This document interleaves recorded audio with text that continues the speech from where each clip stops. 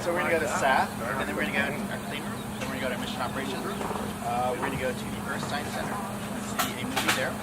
And then we'll walk over to a museum, check out the museum. And if we have time, maybe we can walk around.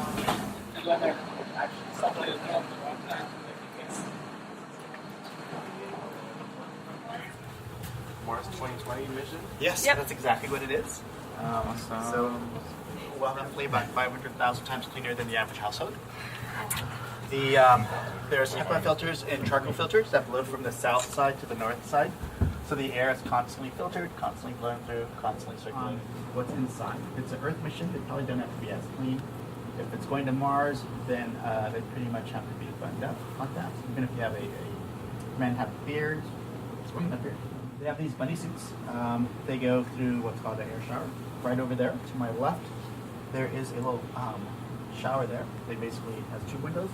They open up, one window opens, the other one closes, and there's 6 blowers that blow off all the air. They blow air and they basically the drains up, blows off all. Also have this black, looks like a wrist strap that goes around their neck. That's to ground themselves. So before they touch any component of the instrument, they have to ground themselves to make sure that they don't cause an electrical shock to the instrument. Kind of like when you're a kid and you're goofing off with your brother or sister and you warm that foot up on the carpet and you touch them and they're shocked up. We want to make sure we don't do that to our instruments. It's fun when you're a kid. Probably not. These things together, it's time to ship them out. We'll put them inside, I don't know what it's called, but it's that material that your TV comes in, that gray material right over there for electronics. We basically put it up in that. We'll open up the outside door, put it in there, crate it, and then we'll close this door and open the outside door and then ship it to where it needs to go to. It's put on a large detail. This thing rotates that. And then that engineer who's the last Turns it one, over. while there, those are all the different instruments that we built here. Usually blue means Earth, brownish means Mars, but they're kind of faded, so I don't know what to make more money. And he's a good man. Go see this engineer. And so I went to see him, and he goes, okay, well, this is what we're going to do. There's a mission called QuickScan, which I was working on. It's that last one over there.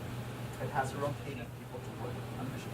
And he goes, this thing is supposed to spin for weeks on end, and we just have to make sure that it spins. But nobody wants to work the 2 a.m. to 6 a.m. Found somebody else to work that shift, so I didn't have to do it. But in retrospect, I kind of wish I did. Yeah, but I was really nervous about that.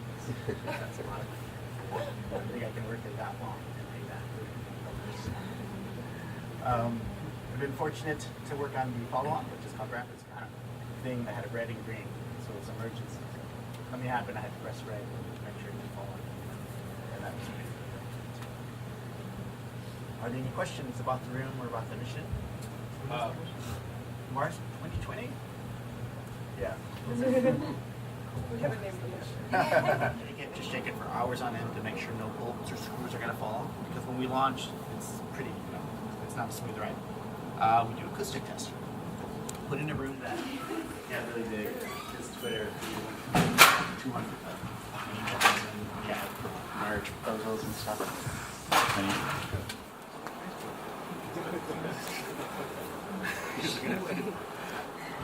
How do you guys get this at? Our dark room or our mission operations room. We also call it the center of the universe. Funny story, our former director, Charles Lacci, brought some VIP guests here. And he was working with the mission managers, giving a tour. And as he's talking to him, telling him about how we contact all these spacecraft. 7 marriage proposals. We were going there. So you can see there Cassini mission ace. That's where they send commands to the Cassini mission when it goes around. Here is Curiosity. So that gentleman is the one who was sending the command. But that's the console that they use to call. Or something like that. Yeah, they every so often they'll do something like that to make sure it's still working properly. Right. But we have to make sure we can't stop and fill up on gas. So that's what I'm explain a little bit about it. On our lines are coming up next, and actually I don't know what the white is. We'll figure that out. Next to that is our timeline. So you can see Voyager 2. It's been up there for 40 years, 178 days, 4 hours, 4 minutes. Followed by Voyager 1. And you can go down the list. I don't know if every single one I see Mars missions. We have them in, you can see up on the wall there, Madrid, Spain. Canberra, Australia, and Goatstone. Goatstone, which is my Marshall, in California. And the reason we have them in those three areas is, of course, Earth is 360 degrees. Each one is 120 degrees apart from each other. So we always have a line of sight with the instruments. So as the Earth is spinning, the instrument is in. And then when it's going up, we're either sending signals, and then when it's coming down, maybe we're receiving signals. You notice the squiggly line is different. Sometimes they're just signals that's saying, hey, I'm still here. I'm just kind of touching base with us. All the antennas in Madrid are in the 50s and 60s. So anytime you see 54, 55, 64, that is an antenna in that country.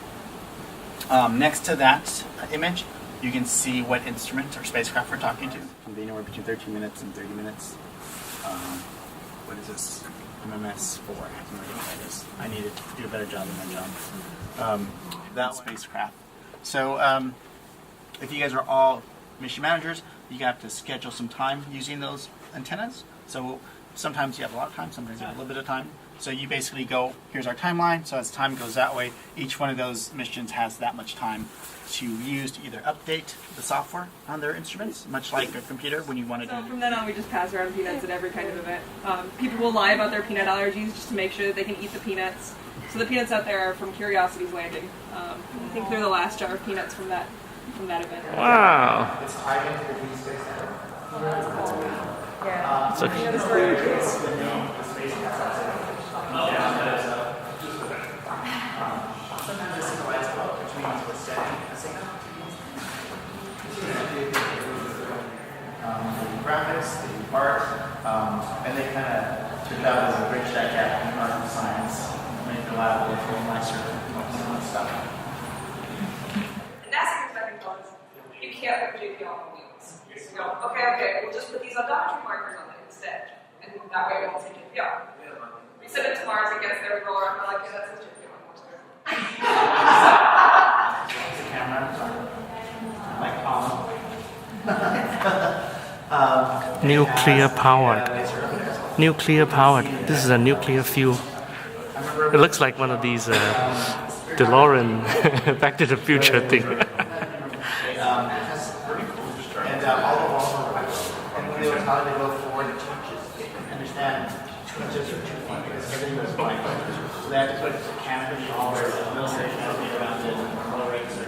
And there's different teams. There's the real team, there's the chassis team, there's this team, and entry descent team. So you can see as you're seeing, firing at this, that team is like this. And you know who did what because they'll say like, we're good.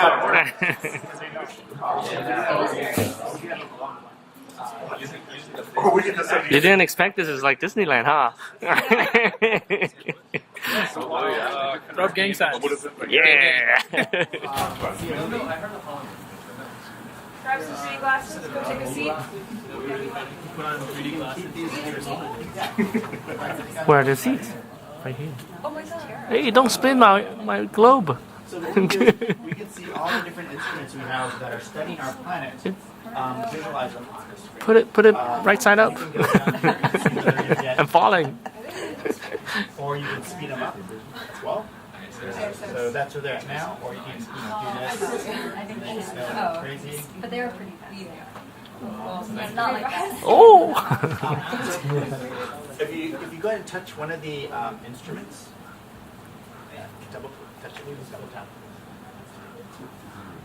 Sometimes the sensors are off. There you go. So it's going to zoom to where that instrument is right now. You can spin it around. Wow, it's like it doesn't give you a sense of scale. So what you can do is you can compare it to something. So if you go over here, you can compare it to a school bus. Let's take it. Look around. Where's school bus in space? Oh, okay. Oh. Can you compare to the Tesla? And, yeah, we brand everything here. So it's JPL, NASA, Caltech, school bus. Should launch a school bus you can already? also compare it to a scientist. So you have to do that. You want like a month data, week data. If there's a phenomenon that you wanted to see, you can go there. If there's El Nino, La Nina, you can go there and view that. You can pick your start and stop date. You can animate it. You can change the frames for the frame rate as well. from the modules. So what happens is basically SpaceX is sending resupplies to the astronauts. They have science equipment for them, food, other stuff like that they may need. But in the back of their Dragon capsule, it's unpressurized, so it's open. So basically, we can put instruments on board the trunk of the capsule, and then when it docks here, it can use this Canadian Space Agency robotic arm, grab you from the trunk, mount you, put you together, kind of like Legos, and then put you on the sides of these modules. So right now, Rapids Cat recently died about a year ago. We have cats. We're going to have a few others going up there as well. You can basically mount there, and it can make its measurements from. Oh, I lost it. It's gotta be just sitting there. There we go. It's back. And what you do is you can also take a photo with it. So if you have it maybe by your shoulder or something like that, you can take a picture and it looks like. Touch the arrow again. This one? Yeah. Oh, it's gonna Yeah, launch. you'll see the different stages. Oh wait, hold it up right, Jessica. It's gonna Oh, you blow up the rocket. flip it this way. Yeah, a little more. There we Hold it go. horizontal. Is it gonna lift Yeah, off? you got like fire. Yeah, if you keep hitting the arrows, you'll Your see hair is different burning. stages. Like the thrusters will launch, they'll fall off. You have main engine cut off. You have the instrument. Oh yeah, now it's it's like shooting Yeah. because it has the fire. Yeah, and if you just keep hitting that, you'll see the different stages of that cool. particular rocket. Oh, so they would. You can't see it. Yeah, it's actually in that building.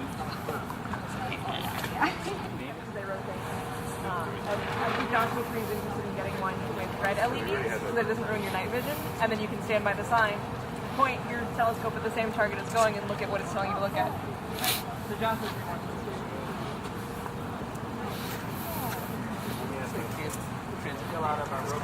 we've got our rover tires that drove out here once. So now it's 1 inch, letting it only drive like an inch. Yeah.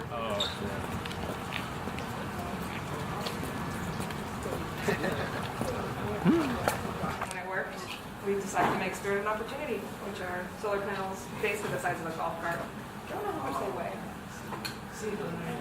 Yeah, but so these are one-to-one models. To give you an idea of the way the room works, but this is the sun. Like 3 hours, 5 hours. Surveyor 3, I bet you. And so they were like, no, there's no way you can. He's like, watch me. And so he did. And so it was proved. They were like, why not? Let's just bring the scoop back.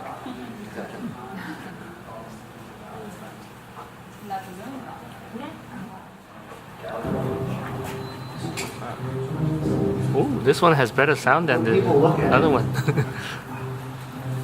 It looks crazy. That's JPL's It's a Elvis. very natural thing. It takes 14 minutes or so for the signal from the spacecraft to make it to Earth. That's how far Mars is away. So when we first get word the vehicle has been alive,